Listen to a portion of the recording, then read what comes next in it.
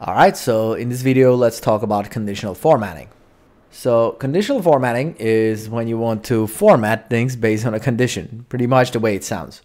So for example, we might want to highlight every number in this area that's above $12,000, right? So to do something like that, what do? You just select the area, go under Format, and scroll down to Conditional Formatting. We click on Conditional Formatting, and we get this screen. So this screen shows us the range to which we're applying conditional formatting, which is by default what we had selected. So that should be fine if we did our selection right. So if I scroll down here, I have different conditions. So tons of conditions to choose from. If I open this, there's a big list. We could highlight empty cells or cells that are not empty.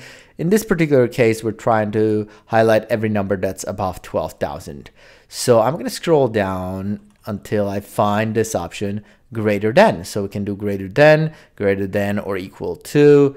If we want to include that number in our highlighted numbers, the 12,000 exactly, we'll do greater than or equal to. I'm just going to do greater than. So I'll do this and then the value. And here I'm going to type 12,000. Now you can already see what's happening in the background. So we have green for 12,000 and the rest stays what it is.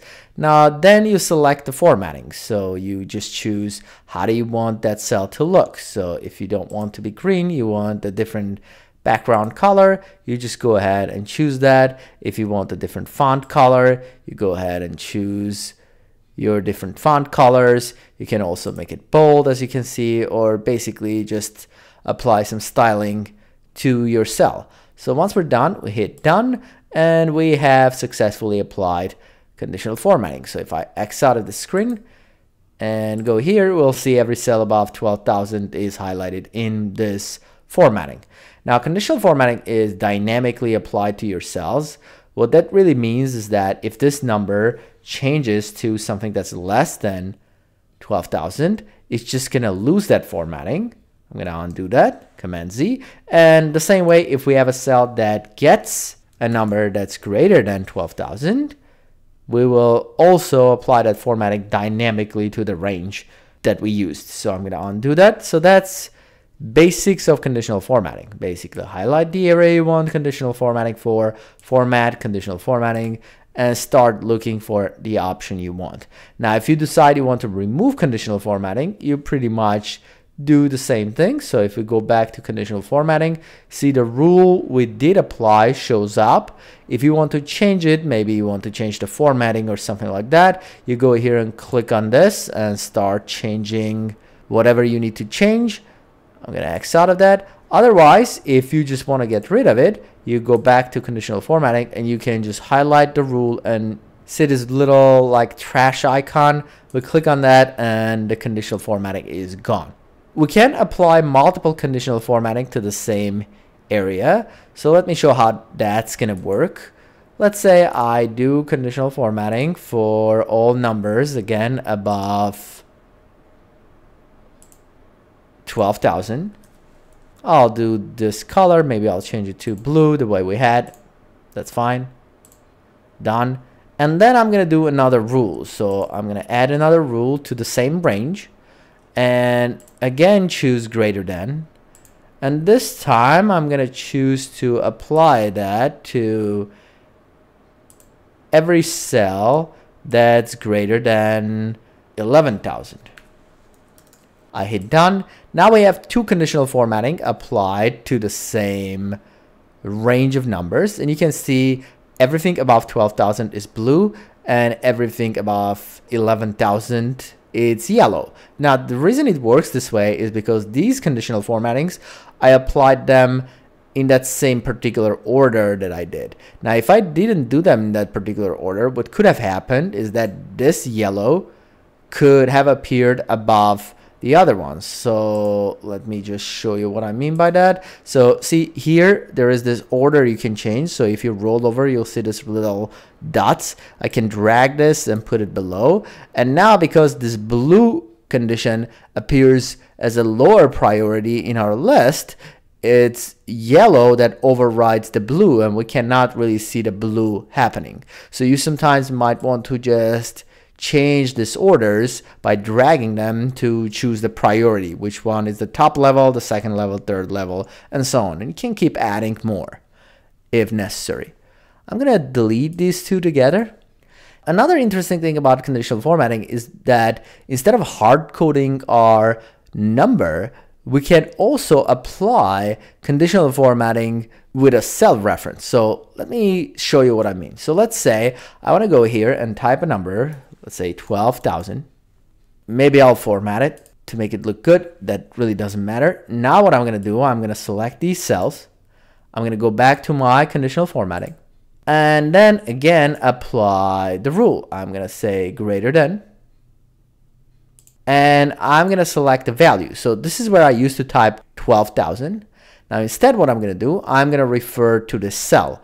This cell is F1. That's where the 12,000 number is. So I'm going to say it equals to, so it has to be a formula, F1. And what I'm going to do, now you'll see that if you look at the background, this isn't working the way you would have thought it should. So it's not really doing F1. It's doing something, so it's not really highlighting the right thing. So to make this work, we have to do an absolute reference. So we'll do $F $1. And that way, now you'll see every number above 12,000 is highlighted. So I'm going to choose some styling here, hit done, X out of this. So what happened right now, I tied my conditional formatting to the cell value. What that means is that if I go back here and change this cell value to a different value, let's say I do 13,000, see, my conditional formatting will dynamically change because now we're highlighting everything above this 13,000. So now we can tie it to a cell. Now that opens a lot of possibilities. Maybe we want to just give our formatting to everything that's above average. So if we wanted to do that, we would just calculate an average value here. So we'll do average of all of this, and that should calculate the average. And then we'll highlight everything that's greater than the average. So basically we'll color code everything that's above average. Now, if you want to do above average without actually having this cell with the value of that, what you could do, you could just use that formula that gives you the average. I'm going to hit escape in your conditional formatting. So if I go back and edit that conditional formatting, now instead of tying that to this value in F1, I can say this is going to be my formula. And you have to remember that these need to be locked. So I have to lock to absolute values. So if I do this, that will still work. That will give us everything above average. I hit done, but now it's not really tied to the cell. So now as these values change, our average will change and we'll highlight everything above average. So for example, if this number goes really high, see, now our average goes a lot higher. So the only number that's above average is this one. Undo, Command Z, that gets us back to this. So basically the idea of this is that we can use any formula and the result of that formula could be now tied to our conditional formatting. I'm going to remove that. So let me also do an example of like between type of things. You could have two numbers and you could say, I want everything between these two numbers to be highlighted in that color. So let's do percentages. So I'm going to do 10% and 50%. And then I'm going to select this area, go under format, conditional formatting, and then we'll choose the option between. And then the value, the first one is going to be a formula. I'm going to say equals to this, which is F1, and it needs to be an absolute reference, so $F $1. And then I'm going to say the second one is $F $2, which is basically a reference to this cell. And choose some formatting, whatever that's going to be. I'm just going to leave it default. Done. And now we have everything between these numbers highlighted in that particular color. Same idea. And again, this could be a formula that calculates some sort of percentage. And the key thing here, it can be any formula, right? So I'm going to delete that. That's gone. I'm going to also go back and delete my conditional formatting from here. I'm going to delete all of that from here. That's gone. So looking good. So taking this to the next level, let me go to this other tab. Let's say we have something like this. We have our expected numbers, we have our actual numbers. What we want to happen if our actual number is above our expected number, we want to highlight that in red.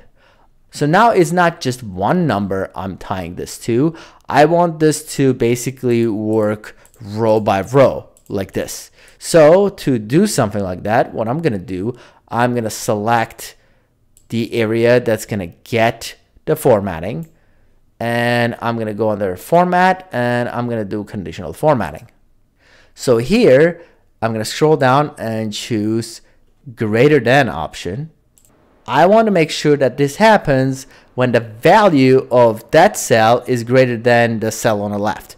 So what I'm going to do as a value, I'm going to do a formula equals B2. However, this time, unlike the previous time, I'm not going to actually lock as an absolute reference, because if I lock that as an absolute reference, we will basically just compare if every single number here is greater than this first number in a list. What I want to do, I want to do row by row comparison. So what I do, I just go and select B2, which is the same value in the first cell in this highlighted area. So when I highlighted this range, see, that's in the second row. So therefore, when I do my comparison, I do it with that second row in the column that I need that comparison to be done. And then I leave this as a relative reference. So now I can just give this some sort of color. So now if I go here and this number is actually lower, let's say, than this number, let's type something like that. See, that goes like that. So if I do 10,000, that loses because this is less than that. Or 11,000 should have the same effect. It's still less than this. So with conditional formatting, you sometimes also might want to do some color scales. So if I select all of these percentages here on the right, I go under format, conditional formatting, and instead of a single color, which is what I've been doing so far, I'm going to move to this color scales. So with this color scales, we can now basically just do like the lowest value with one color and the highest value with a different color, right? You can see we have this preview. So see, the minimum now gets the green color and the maximum gets whatever this white color is. So let's say if this percentage is positive, you want to make that green, right? In that case, you would switch this to whatever you want. So let's say green, and then the lower numbers you would do, let's say red. So now we go from red to green with a color scale, and red would be the lowest number and the greenest number would be the highest number here in the list, right? And you might want to play with this to see what you like. And then you could also do like a midpoint if you wanted. The midpoint for you is a number which is, let's say, 0. And 0 would be the midpoint, and you could choose what color you want for your midpoints and kind of decide how the color scale works from that point on. Or in this particular case, when our actual is larger than our expected, that's actually for us, let's assume it's a bad thing. So we're going to switch this. Green color will go here, or maybe we'll do blue for this, and for this we'll go red. And then you can decide whether you want a midpoint or not. So I can do none and go with this one. For me, midpoint kind of makes sense. I'll do something like that, and I'll say 0 is a good midpoint for me. So yellow, or we could go like green or something, I don't know. And that's our color scales. So also useful sometimes. Done, close. Here we go. So that pretty much covers the basics of conditional formatting. From this point on, you might want to dive into like conditional formatting with formulas, which we'll do in a different video. But for now, thanks for watching. Please subscribe, and I'll see you in the next one.